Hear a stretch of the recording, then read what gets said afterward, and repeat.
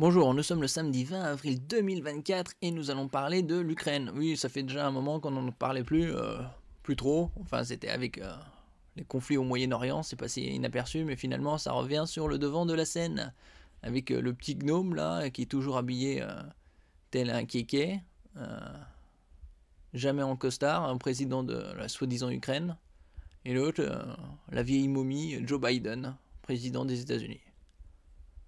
Guerre en Ukraine. Vote clé aux États-Unis pour venir en aide à l'Ukraine qui multiplie ses offensives. Ouais, c'est pas déjà fini. On va dire, ils vont faire de la purée de ce pays. Déjà à moitié détruit.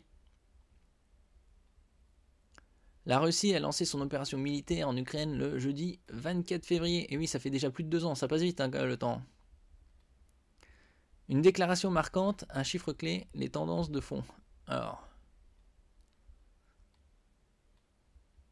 ici, une aide de 61 milliards de dollars ou 57 milliards d'euros. Ouais, puisque le dollar et l'euro sont quasi à parité égale. À parité, ouais. Aux États-Unis pour venir en aide à l'Ukraine qui multiplie ses offensives. 20 minutes, fait le point pour vous tous les soirs sur l'avancée du conflit en Ukraine. Vous avez raté les derniers événements sur la guerre en Ukraine ? 20 minutes fait le point pour vous tous les soirs, à 19h30 soir. Aux États-Unis, un vote clé a lieu au sein du Congrès américain qui devra décider d'attribuer ou non une aide de 61 milliards de dollars, 57 milliards d'euros, attendue depuis plusieurs mois par Kiev.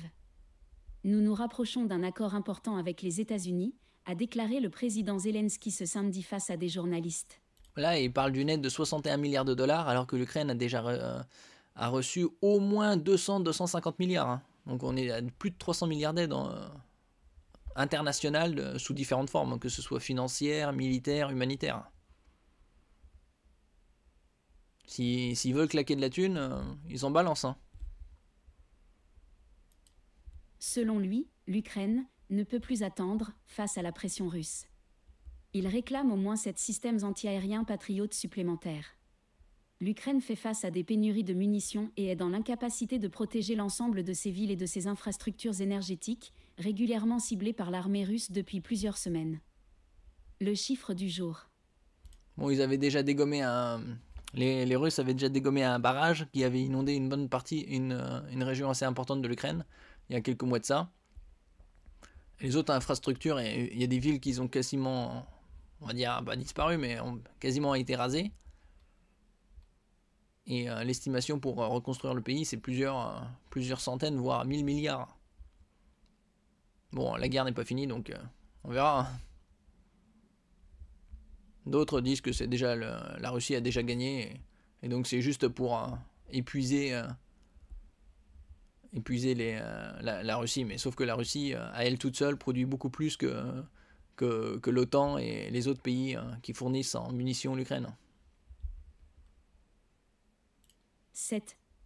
C'est le nombre de missiles tirés dans la nuit de vendredi à samedi par la Russie sur l'Ukraine. 2 ont été abattus par les défenses aériennes, selon l'armée de l'air ukrainienne. La déclaration du jour. Cette déclaration provient de la porte-parole du ministère russe des Affaires étrangères, Maria Zakharova, après la mort d'un journaliste. Nous demandons aux organisations internationales et aux associations de défense des droits humains de condamner immédiatement et fermement ce nouveau meurtre brutal d'un journaliste russe.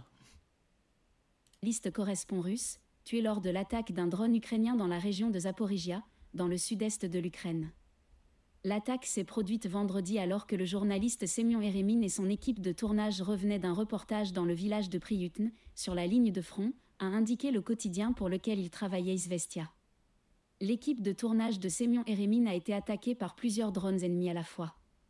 La première frappe a manqué sa cible, mais la seconde a touché le journaliste qui est mort des suites de ses blessures. Le porte-parole a affirmé que l'acte était une vengeance à l'encontre du correspondant. Selon le Comité pour la protection des journalistes, CPJ, basé à New York, au moins 15 journalistes ont été tués alors qu'ils couvraient le conflit en Ukraine. Ouais, si on compare le conflit qui dure depuis plus de 6 mois dans la zone de Gaza, il y a eu beaucoup d'humanitaires. En une seule fois, il y en a déjà au moins 7 qui ont été dégommés. Et le nombre de journalistes aussi, ça remonte. C'est probablement plus qu'en Ukraine. La tendance du jour. Depuis plusieurs semaines, l'Ukraine multiplie ses attaques contre la Russie en visant notamment des infrastructures pétrolières et gazières.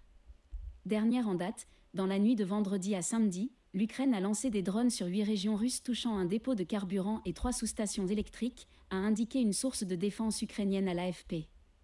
Au moins 3 sous-stations électriques et un dépôt de carburant ont été touchés et ont pris feu. La cible était l'infrastructure énergétique qui alimente le complexe militaro-industriel russe, a précisé cette source.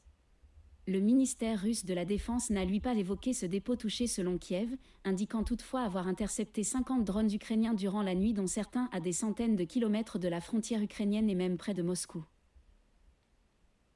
Oui, entre-temps, le gaz russe transite quand même par l'Ukraine.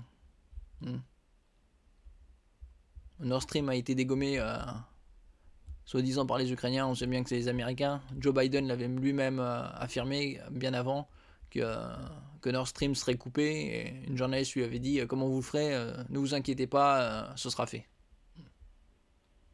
Ils ont eu le toupet de dire que c'était les Russes qui avaient saboté leur propre pipeline de 2 fois 1250 km environ, alors qu'ils avaient investi pour pas loin de 6 milliards d'euros. C'est totalement ridicule.